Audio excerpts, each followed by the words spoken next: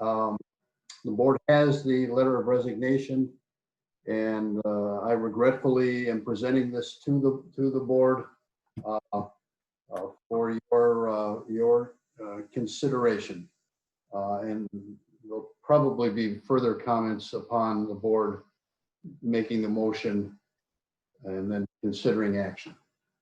Okay, is there a motion with respect to the recommendation? So moved. Okay, Let me make that I'm full sorry. motion here in open session if I can. I move that we accept Sherry Tucker's resignation effective or with her termination date or last date to be November 13th. Okay, so I'm sorry, November 13th. 23rd, I thought. I Is it thought Elliot 13th? said November 13th in the, Oh, that is Right. correct. Number, okay. The 13th is correct? Yes, it is. It's a 2-week notice. And Sherry on the 2nd of November. okay. So that was a motion to accept the resignation as of 11/13. And Molly, I'll treat you as the second if that's your preference. Yep, Okay. that's fine. Then as any discussion, I guess, the one thing I want to say is, I've known Ms. Tucker for a couple of years. I don't know if she's in the meeting today or not. My son had her in 7th grade, and the one thing that I know is, first of all, is how well loved she was in the community and how well loved she was by the student body. Whenever I would see her in the building, I just saw a lot of camaraderie between her and the kids. And so I think that as she moves onward to a new position, I think she's going to do great. And I'm certainly going to miss her in our school environment. Here, here. Just want to say, just a comment about, I think she did amazing work coming in here and actually helping with our equity work and what we needed to we have work to still do, but I appreciate her her efforts. Kind of excited about what she's getting ready to do. I have a personal feel on that because I am a short alum. So I thank her for all the help and just trying to spread the Sherry Tucker love throughout the North Shore. So thank you. All right, if there's no further discussion, I will do a roll call vote based on the motion. And I'll just go across my screen again. Molly Krychowiak Aye. and Danielle Bailey Aye. and Tamika Vukovic, Aye. Teresa Seam, Aye. and Andrew Franklin votes aye. The motion carries.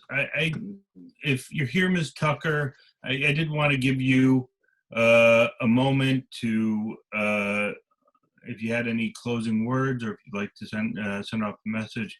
I didn't see it on the list of attendees, but if I missed you, let's take a moment here. But I don't think she's on. No, I don't think so either. okay, No, she's not on. all right then. Let's move on. If I could just add on Ms. Tucker's behalf, this is Ms. Young. Ms. Tucker is in her graduate class this evening, so she was unable to attend. So just wanted to let you know that she regretted not being here and thanks you for your kind words. Thank you very much for expressing that. And please, if you see her, to make sure that you extend those comments. Will do. Thank you so much. Okay. Item 2B, approval of FMLA leave.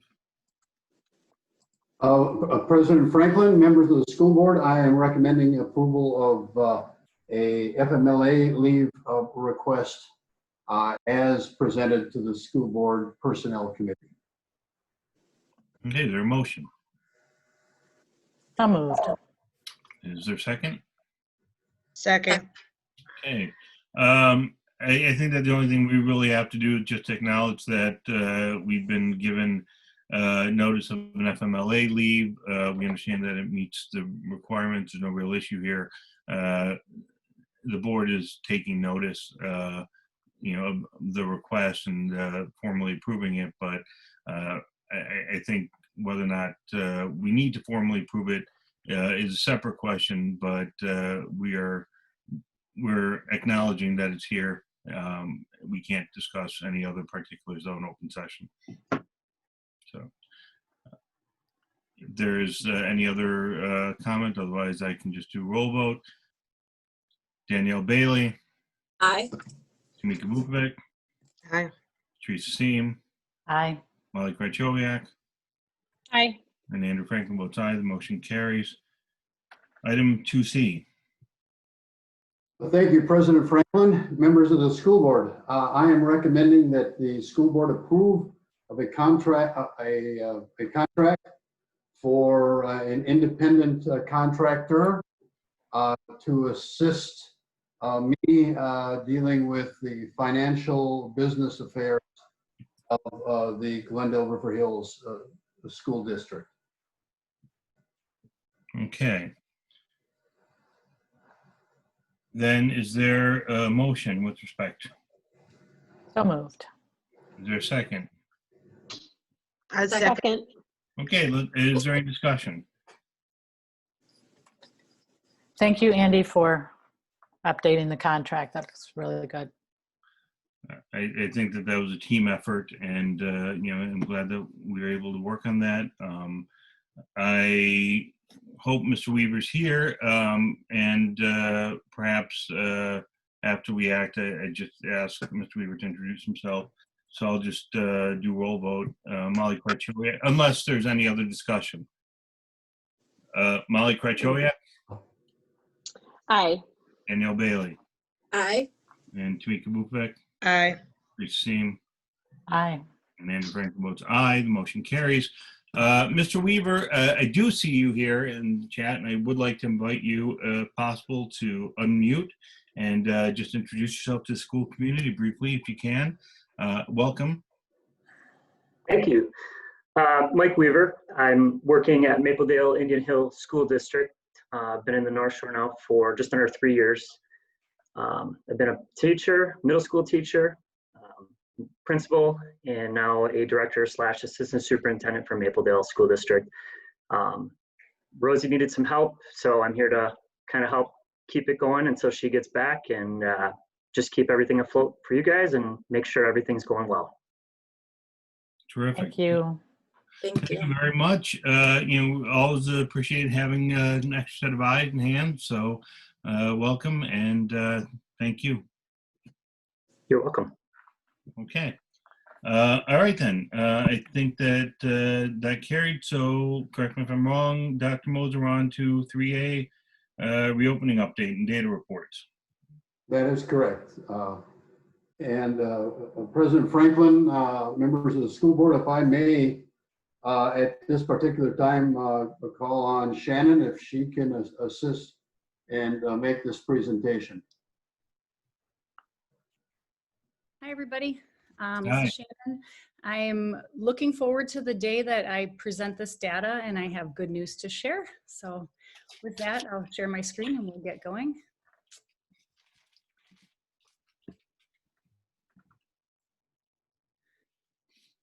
As I've mentioned over the last several months of presenting this data, I've just been using the same format to keep it simple for everyone.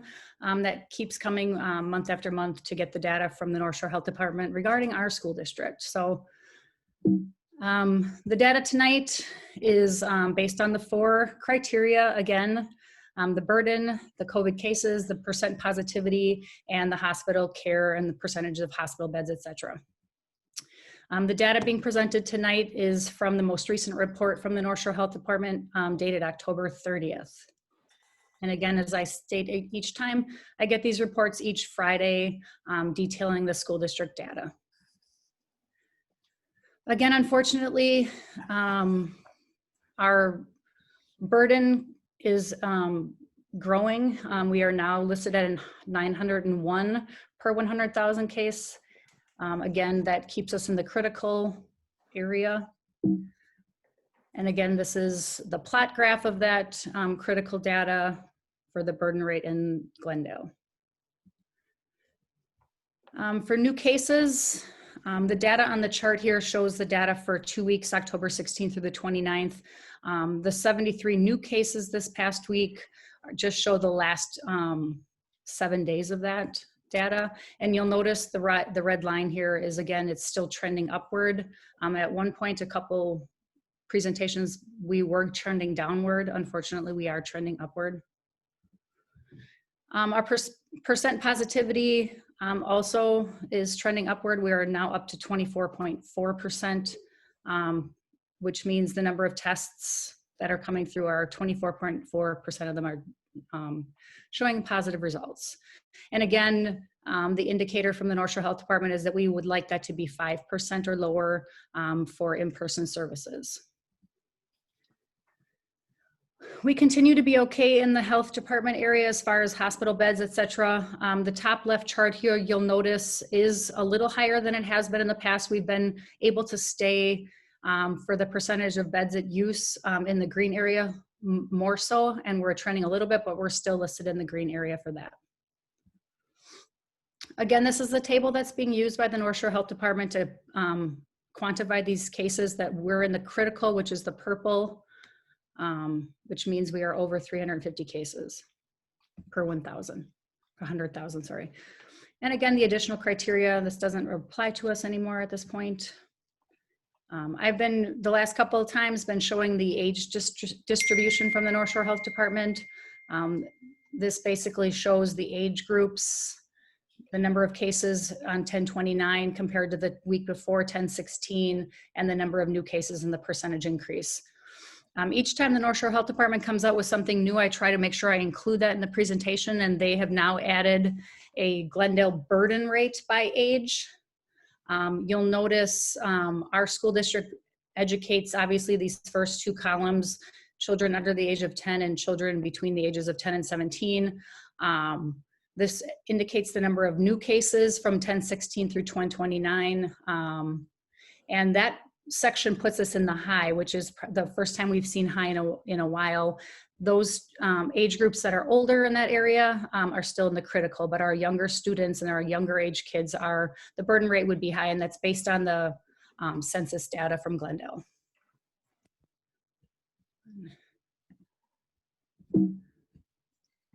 The other new report that I got this week regarding the statistics, this is Milwaukee County, and it lumps us in suburbs. So this chart here is showing the statistics from March 1st, which is kind of the beginning of this whole pandemic in our area, through October 20th. So you'll notice the data here talks about the number of tests performed, the percent positive all those tests, the number of confirmed cases, hospitalizations, number of deaths, and then the fatality rate. So you'll notice here the first column is Milwaukee County, which we are a part of. The second column is the city, and then this Glendale would be considered the suburb. So you'll notice the cases that would be related to us. They did not, for this report, separate Glendale from other suburbs, but that kind of gives you an overview of what it's looking like in our county, the city of Milwaukee, which is close by, and then the suburbs. In addition, they did one more detailed report with just showing the October 14th through October 20th. The same criteria showing the county, the city of Milwaukee, and then the suburbs. You'll notice the suburbs, there were 705 cases or tests performed. Percent positivity is still 10.5, which again, we would like that to be 5 if we were looking at that. Confirmed cases 79, hospitalizations 2. So those were Question, 2 Shannon? Yes. Do you know the criteria for a hospitalization? I don't. Okay. The That's charts fine. that you were given were just show the data. That's fine, thank you. Yep. Are you done, Shannon? Oh, no, still going. Okay. So, sorry. yep. And this is a chart that I've created to just track our own Glendale summary. So these dates at the top will show the Friday dates that have been tracking this and reporting that to the board. The red indicates, again, that's when we are in the high range. The purple is the indicator for the critical stage. But this again will show you our burden going from week to week to week, the number of new cases to each week, and then the percent positivity. And we've stayed in the green with the hospital care again. I chart this data just to kind of give us an overview to look at. You'll notice for those people on the call that are in the community, I did put that in the newsletter yesterday so that you can kind of keep an eye on how we're tracking the data. The Glendale River Hills data in particular, I added this slide to just give the board and the community an overview of what's actually going on in the school district. The reports that we get from the North Shore Health Department talk about the city of Glendale, but I think as a school district and a school board, we'd like to know how we're doing with active cases and quarantines in the district. So currently, because our district is small, I did not separate this out by school because we'd like to protect people's privacy and anonymity. So we currently have 3 active staff cases in the district right now. We have 0 active student cases in the district. And we have a total of 10 staff members that are quarantined. And what I mean by quarantine is these 3 active cases right here are not included in the 10 staff quarantines. These staff members are quarantined because they either have a spouse or family member that maybe have been in close contact or is positive. These individuals are quarantining for various reasons in their own homes or situations, but they are not included in the staff cases. Shannon, Yes. are any of the staff quarantining because they are close contacts of the active staff cases? So transmission through work? Great question. So one of the active staff cases is a quarantined individual here, but not a quarantined individual with symptoms, just a quarantined individual because they came into close contact with someone that was positive. So one of the 10 is actually a close contact of one of those 3 staff cases. Do you have any more details about that? Because I'm trying to understand what some of the issues might be at work for staff members who aren't able to either maintain social distancing such that they would be considered a close contact. Is it like shared office space or meetings where This situation, I'm not sure of the exact relationship between the 2, if there was a meeting or whatnot. Moving forward, and I know there are many staff members on this Zoom call tonight, Dr. Moser and I and the administrative team will be asking staff members starting tomorrow in the newsletter that goes out to staff that any meeting that needs to occur whenever possible that we continue virtual meetings only with staff so that we can eliminate our staff members being a close contact of another staff member. So we are going to make that change moving forward. And again, on the bottom here, you'll notice the data is based only on staff and students that are working in the building and not those that are working virtually only. So we have some staff members that work virtually from home all the time for various reasons. If they were to contract the virus or be in close contact, we would not count them because they are never in the building. And same with students. We only have students in special education in the building receiving services.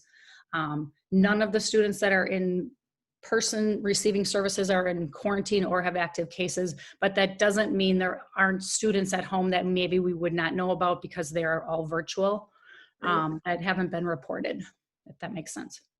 Yep. Thank you. Yes. What does this mean? This is my usual end of the slide. Obviously, we are not at a point to move any forward anywhere other than phase 2, which is where we are at right now.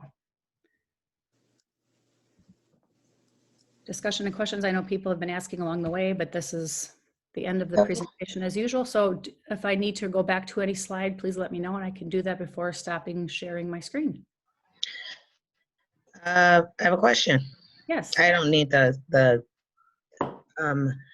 so I heard through parents that Milestone is shutting down until the 16th.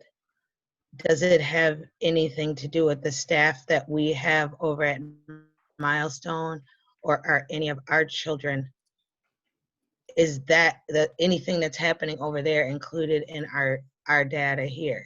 Yep, great question. So there are no students with active cases right now. The information from Milestones just came out this evening. So the staff that are quarantining from Milestones right now are included in this 10. I believe that you are correct, Tamika, that it sounds like Milestones will be closing down. If that changes any data, obviously I could communicate that with the board when I get the full details, but we currently have no active student cases. And then there will be students, if in fact Milestones does close down, then we would have students that are quarantined that would change that number. But again, because that came out later today, I don't have the details and I didn't want to falsely represent anything without full data.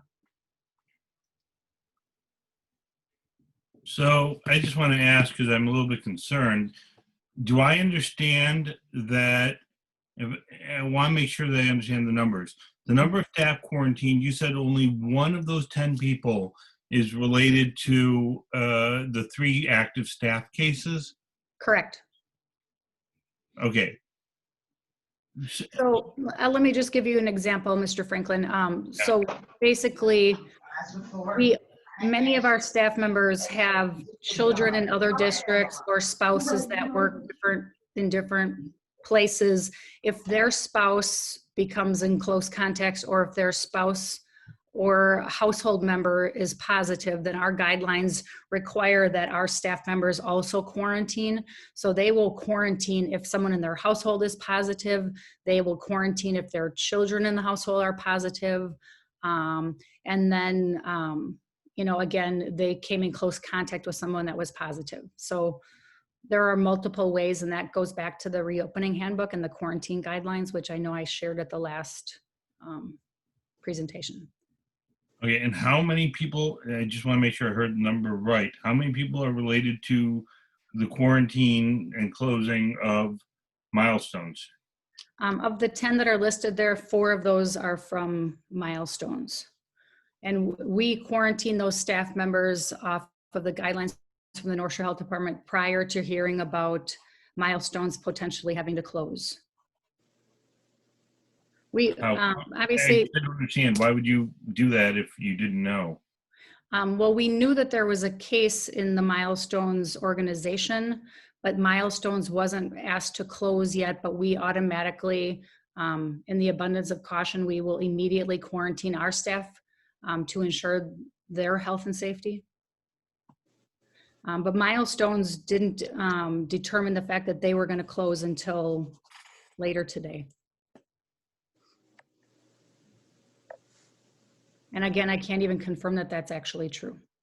Well, I'm sorry. I have a, just because my parents are my parents and they send me stuff. Yeah. They sent it. This was sent out at,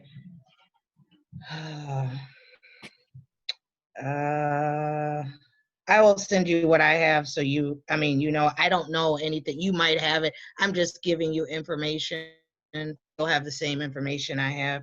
Great, thank you. If that's the case, because I just want to make sure we all are clear on all this. That's all. So I think one of the discrepancies comes into play, just to clarify, is that when a person in an organization, whether it's our school district or Milestones, ends up with a positive case, the North Shore Health Department and the employees in those organizations try their best to figure out who is a close contact to the individual that's tested positive. So they do an investigation to figure out who should quarantine, and who should not, and who they deem to be a close contact. So it's not just random, there is some science to it. And I do think that the North Shore Health Department followed up with the school district, both myself and Dr. Smith over at Parkway, as well as Lori Kindred, our district nurse, and the daycare coordinator over at Milestone. So there was multiple conversations from the North Shore Health Department and our employees and our organization, along with Milestones, to make the determination of which staff members needed to quarantine. Okay. So what about Glendale Heights? Have we had, and are there any quarantines from Glendale Heights? Not at this time. Were there? Earlier in the school year, there was, prior to us reporting the Glendale data. I don't know the specifics on that because it was prior to us reporting the Glendale data, but there was, I believe, 2 classrooms possibly that quarantined, but those classrooms have already reopened. Reading the email, and yeah, this was kind of late. It was at 3:55, when it came out, but it does say Milestone will be temporarily closing the Parkway Virtual School after school programs starting Thursday, November 5th through November 16th. All right, thanks, Tamika. And there was no close contact. They do say that in the email that there was no, this is just precautionary. Right. I just want to get it clear so if parents hear it and they, we know how it goes. Yep. So. Well, it's kind of that language. We all have been adding new words to our vocabulary throughout this pandemic, but we use the language in an abundance of caution. Obviously, we'd rather be safe than sorry when it comes to the quarantining of our staff and our students. So out of the abundance of caution, whether there were close contacts or now that we do have 4 of those 10 quarantines in place from our district. Alrighty. Thank you, Shannon. Dr. Kilton. Shannon is great. Thank you. I just wanted to, Shannon, I just appreciate all this data, you putting it together and reporting on it. I want to throw this out there maybe for the administration or the board to think about in terms of future meetings and our reopening updates. And the data is great, but I also, I know it may be a ways off, but in thinking about how we transition through phases, I guess there are other things I maybe would like to address that go beyond the data in terms of continuing to think about reopening as this evolving plan. For example, sort of looking at our buildings and how prepared are we, I know that may be buildings and grounds too, and having them present, but thinking about some of that, the data we are presenting on our active cases in our schools.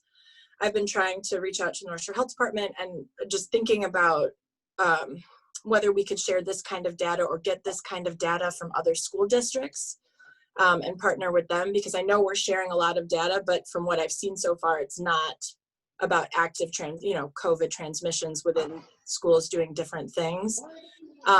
And also the reopening committees we've discussed, talking about whether those are going to meet again. So things like that. I don't know if anybody else, I just feel like those are things that I know we've got a plan, but I think we still have time to continue to prepare for these things, and that maybe we should continue having some of those conversations. And maybe that's through the reopening committees meeting again, but I just want to put that out there that I've sort of been having these questions and wanting to have this discussion on some of these things, and thinking about how we might have that publicly or with the public and the community. So I would think that that is a conversation that can be had in our committees before bringing it to the group, so that we don't bring premature information to the full school board. So that's something that can be vetted and properly developed in that smaller committee group. Yeah, right. The curriculum's right for it. They all are right for it, but just sort of adding, I just wanted to put that out there that I've been thinking about that. And if anybody else has, so I wanted to put that out. Ms. Bailey, Board Member Bailey, if we could take the suggestion from Board Member Krahowiak, I will work with the chairs of the committees and put this into one of the committees for discussion at your suggestion. Okay, thank you. Okay. I'd like to ask a couple quick follow-ups, and I'm satisfied. I mean, it's a lot of information. I really appreciate it, Dr. Kilton. You'd indicated that we quarantined our staff people before Milestones gave notice that it was closing down. So I just wanted to understand what the gap was. It's a two-part question, but the first question is, what is the gap between when we found out about it and when Milestones shut down? Great question. The gap basically was that we received a phone call from the North Shore Health Department. I personally did yesterday with some follow-up questions. And at that point, the person from the health department had already talked to Dr. Smith and had already been in touch with Lori Kindred. They were calling me for whatever reason. I am like the COVID person of the district, but and then we agreed. The North Shore Health Department basically told us that their investigation showed that there was potential contact with and at that point it was 3 employees. And then after further investigation, it came into 4 employees. So this was yesterday, and those employees immediately quarantined while we finished our investigation. And then Milestones, I think, according to Tamika's email, they closed down at 4 tonight. And partially that is because our employees quarantined, I'm sure. So you didn't hear directly from Milestones, and the teachers did. Correct. Dr. Smith actually did. Dr. Smith was in contact with the daycare director, and then Dr. Smith and myself and Lori Kindred. It was an ongoing conversation over the last 24 hours. So Milestones contacted the school first. Correct. There was an email. And we found out, okay, that's all. I guess from my point of view, I guess the question that I have then is, are Glendale Heights and Milestones following our requirements, or are they being beholden to different requirements in terms of reporting quarantine?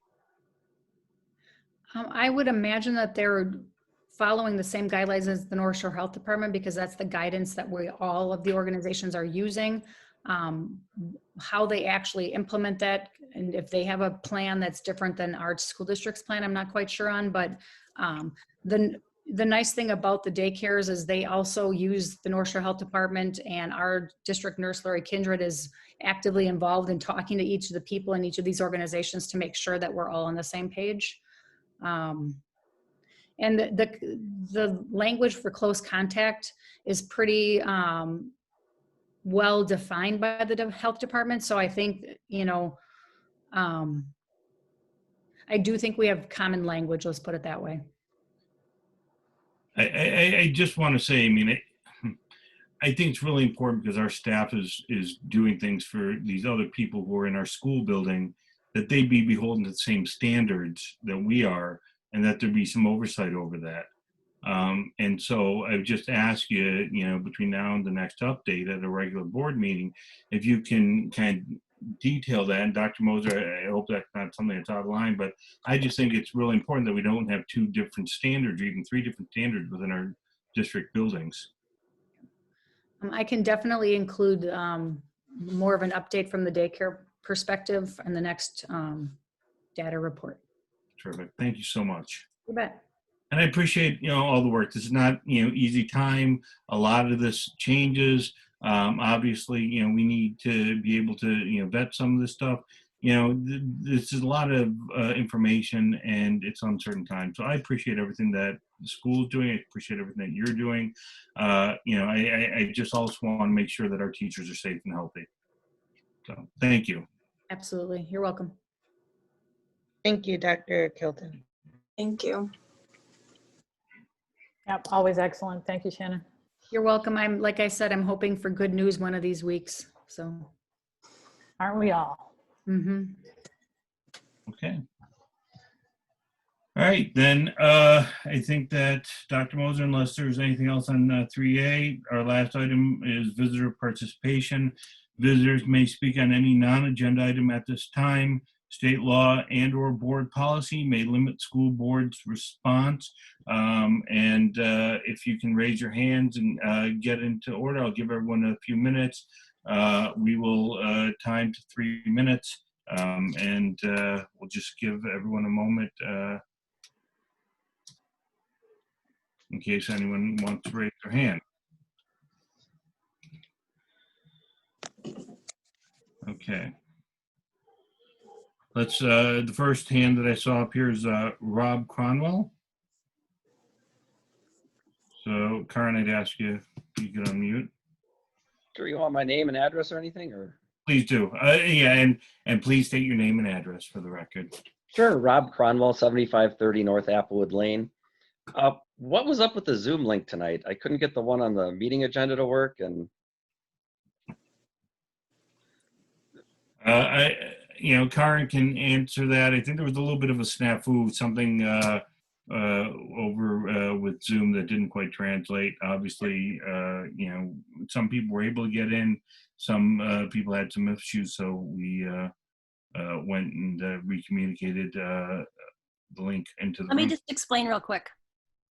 From what I know, Zoom the last month has enabled waiting room only. So then they took off passwords.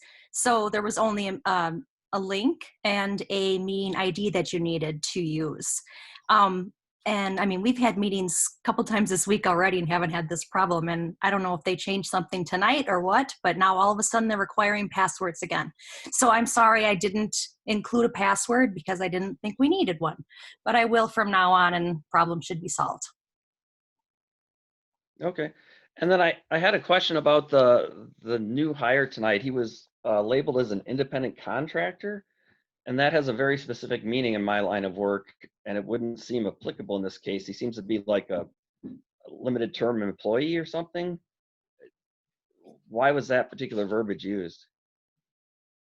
President Franklin, if I may address Mr. Cronwell's question, it was used because he is not an employee of the school district. He is providing services at my request, just sporadically as I need assistance. There is no regular work involved, and it will be it'll be for under 200 hours, maybe only under 100 hours that he's going to be providing that assistance to me. Okay, well,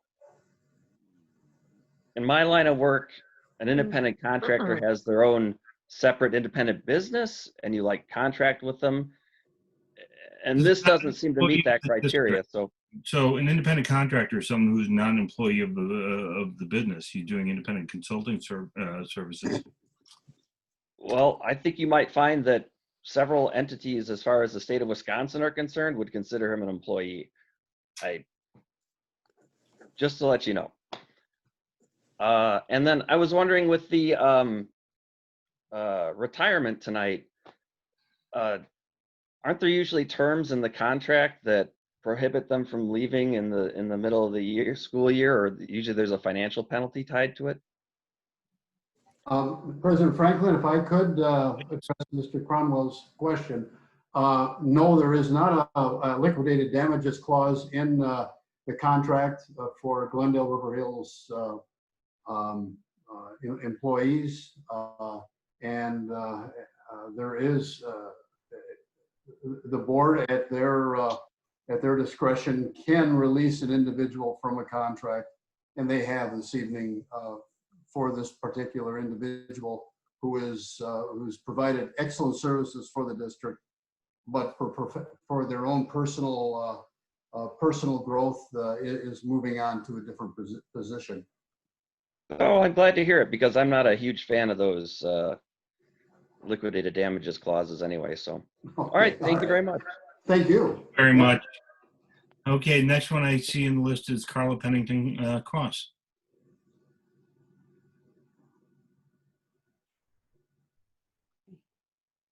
Hello, everyone. I'm back. How are you? What do I look like? I haven't looked in a mirror all day. Am I presentable? Okay. Yeah, so hi, everyone. It's good to be back. I want to just send some love and thank the board for your continuing hard work. I know this is just impossible. I think of you every day as my kid starts work, how no decision you make leaves you free of being swung at. So I really appreciate you all hanging in there. I noticed a lot of gratitude today and a lot of smiles and pleasant discussion. I'm very grateful for that. I want to thank Shannon for her excellent hard work. I know we still have a lot of participants. So as you know, in my continuing commitment to supporting the mental health of our community, I just want to remind everyone participating here and listening to just continue to find space for self-care. You know, working with the PTO and foundation, I find that one of the best ways to support my own emotional health is to do some volunteer work. So if you are looking for ways to give back to your community, please feel free to reach out to me. As a peer and a parent, there's plenty to do in both the PTO and the foundation. And even if you're just looking for peer support and some help in making your way to some mental health supports or websites where you can get some information to help you and your kids feel stronger and more resilient, please do reach out to me. This is a time when stigma really rears its ugly head and prevents people from getting the help they need. So please hang in there. We're a community that's stronger together, and I am here for anyone who needs me. So thank you, everyone. Thank you very much. Thank you, Carla. President Franklin, may I ask Carla a question? Please. Carla, Elliot Moser. Hi, Elliot. Dr. Moser, sorry. Oh, that's fine. That's the nicest thing I've been called today. Hey, I call you Dr. M. Okay, well, yeah, that's good too. That's good too. Carla, when's the next foundation meeting you're having? Thank you. I should have mentioned that, right? Our next foundation meeting, I'm looking at my calendar, is next Tuesday, November 10th. Parents, you are welcome to attend. I'll post up a Zoom meeting link, which hopefully won't require a password, but I'm new to setting these meetings up myself. We are going to be talking about some practicals. Dr. Moser, I don't know if you've gotten the $25,000 check yet from the Greater Milwaukee Foundation, but we hope next week to be talking about dispersing some funds into the district and making good on our promises. Excellent. Thank you very much. Thank you, Mr. Franklin. Absolutely. Thank you, everyone. Keep up the good work. Okay, our next one is, and by the way, again, I just asked you to remember to state your name and your address. Oh, I forgot. Sorry. Carla Pennington Cross, 909 West Acacia. It's in the archives. Gotcha. Like we all know her address by heart. I want you all to chant it to me next time. We can do it in rhyme. All right, our next one, thank you very much again, Carl. Is Shana Lucas, or is it Shauna Lucas? Shauna. Hello, I'm a teacher at Glen Hills Middle School. I've been listening the last couple of meetings. And one of the things I wanted to say when I hear the discussions about the numbers from the health department, and I hear the reaction from some of the board members about those numbers and teachers that contract or have to be quarantined, is that you can't control COVID. And it doesn't matter how many standards you attempt to enforce. The data is still the data, and it's alarming, especially among young students. And I know you're concerned about enforcing social distancing between staff, but that's not it. It's not the only thing. And I hope the board will consider other things to protect teachers in the building, like ventilation. Our buildings' windows do not open, temperature checks for students that come through the building daily, and additional protections for our teachers in the buildings. Thank you. Thank you very much. Yeah, thank you. Okay. And, I apologize if I mispronounce anyone's name. The Aguirres? Hi, thank you. It's Chantel Aguirre. Sorry, Aguirre. I apologize. That's okay. I went from Shiba to Aguirre, so really both of them have been awful. 616 West Green Tree Road. You know, this is just a repeat, and I've texted 3 different people and nobody knew because nobody could get in initially. What was the announcement about Ms. Tucker, please? If you could repeat it. What was the? We accepted the resignation of Sherry Tucker effective November 13 per her request.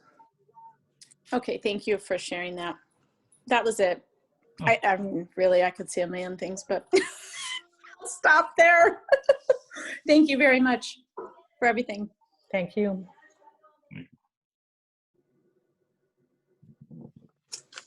Okay, and then Ms. Zaitov is next. Hi, everyone. Thank you. Two quick things. I just want to share my gratitude to the board and the administration, but most importantly, the teachers and staff who are in the buildings. working their tails off, making this virtual experience really incredible for our kids to the best of their ability. I am not one, and then that was my first thing, my gratitude. My second thing is just kind of checking in on what the status is related to staff having the choice to work from home when they, if that's something they choose to do. I know at one point that was not an option for staff. I know some staff members have been granted the opportunity to work from home. So I don't know what the status of allowing other staff members to do that, but I would really, really encourage administration and the board to give that option to teachers who could do this from home or have the option to do that from home. Their mental and emotional well-being is really, really important, and what they're doing is really unsustainable long-term, and we really need to keep them healthy and strong and safe. And I just really would encourage the board and administration to look at some of those protocols and safety measures, and for their physical health, but also for their mental and emotional health.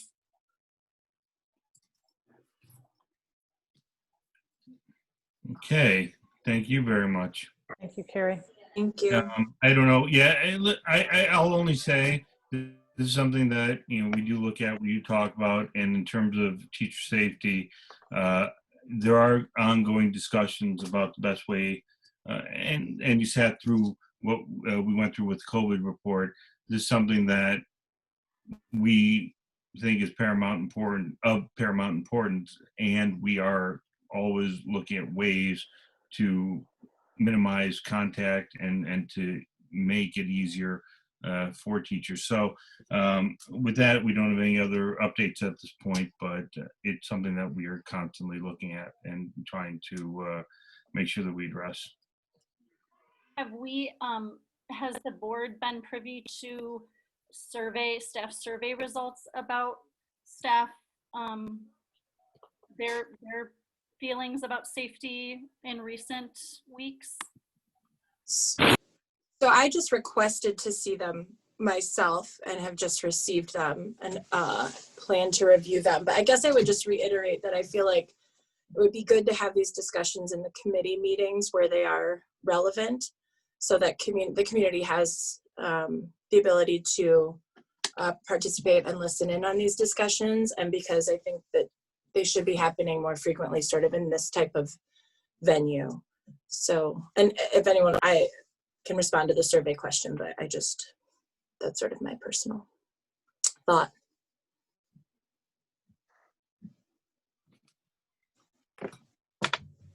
Yeah. Was everyone sent the survey? Everyone on the board? No, but I'm sure you could. I requested it. Can you forward it to me? I will do. I'll send it out to everyone, to all the board members. Thank you. Good suggestion. Thank you. You're taken care of. Okay. Eric and Tracy Stetler. Good evening, board. I'd like to thank you for all of your hard work and your continued work, and for staying the course. It means a lot, I think, to the entire community's mental health at large at this point. Just a couple of housekeeping things. I am hoping that I can convince the board to publish kind of the meeting dates and times for a longer period. That, like right now on board docs, it is just this meeting and the very next meeting. And you guys are really important in my life, and I need you on my calendar. And so I'm hoping I can get some dates and times for a longer, with the full acknowledgement that if we need to have special meetings, of course, but published times and dates. I also have that same question regarding the committees that you guys were talking about the last meeting, starting up again, the curriculum, the safety, so on and so forth. And I'm hoping that I don't know if the public can attend those or listen in, Sure and can. and then to publish those as well. I'm having trouble finding the information to come to some of these things, and I want to be more involved. So it's kind of more of like a housekeeping item. Just a couple more things. I just wanted to pay a huge compliment to the Allied Art team at Parkway for putting together the Friday Fun whole program, because this last Friday, and I'm sure every Friday from here on out, that program really does act like a catalyst to get our day started. I don't have the same teacher magic as my teachers, and so it really helps me to jumpstart the day, and I just want to make sure that they were complimented accordingly. And then lastly, I wanted to parrot what some of the other parents have been saying on this meeting about specifically the emotional and psychological well-being of our teachers, and how very much we need to safeguard that. And I have an 8th grader, and there are a few classes where our teachers are teaching to black screens, all black with chats going on the side. And I just think that in the beginning, to be uncomfortable with cameras and so on and so forth was kind of an inevitable growing pain. But at this point, I feel like that's not a healthy thing for either the student or for the teacher to be teaching to a black screen. And I think that it's important that we take a really good hard look at what we're asking our teachers to accommodate for and adapt to, and what maybe is not the right direction. But then again, that's why I want to go to some of these committee meetings. I don't know if I'm preemptively saying that, or if I need to be at some of these committee meetings. So it's a big circle. All right. Well, anyways, thank you very much. President Franklin, Thank you. maybe in responding to Mrs. Stetler, a couple quick things. Speaking of committees, tomorrow there is a committee meeting. Mrs. Stetler, it's the Building and Grounds Committee. The chair of the Building and Grounds Committee, Ms. Vukovic, and has set a meeting. It starts at 5:15, and you certainly can participate in that committee meeting. It is an open meeting for you, and we would like to invite you. I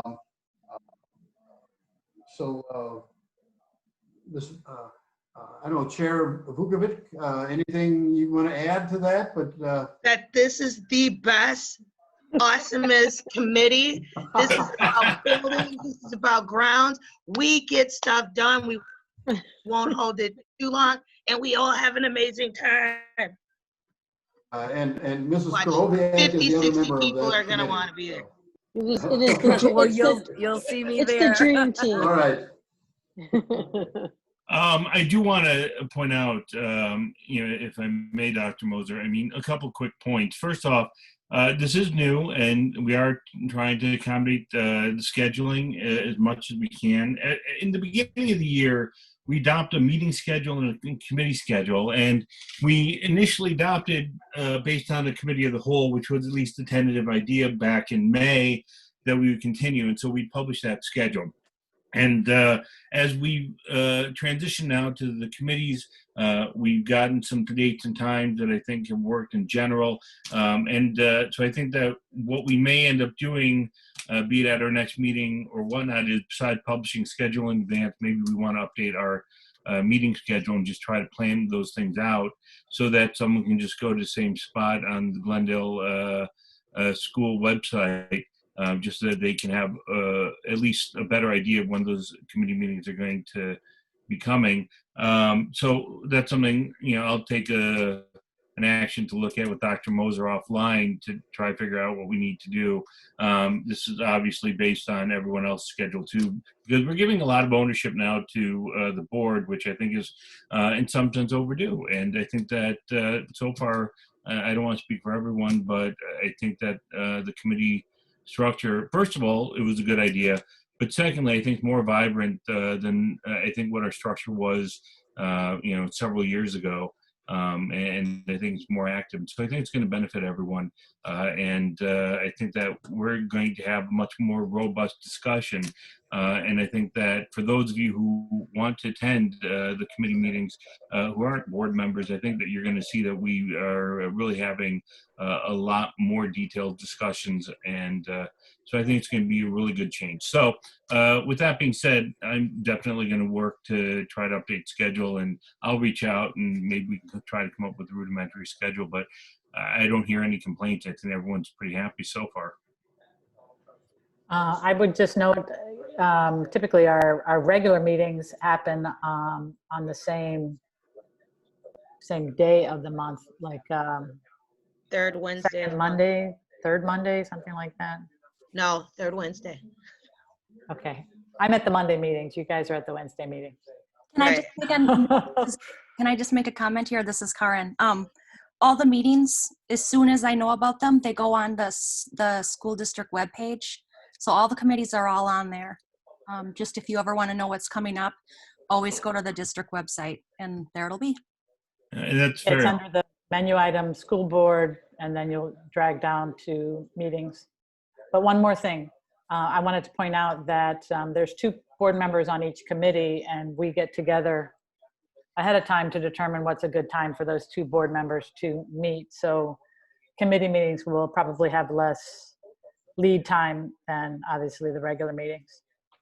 Oh, and I don't know if actually, that was said or not, but to make it even easier, you don't even have to go to the website, the board website page. It's right on the general calendar. So as soon as you open it up, there's the scrolling calendar. Every meeting's on there. Sweet. And lastly, building and maintenance is so much fun. Please come. It'll be awesome.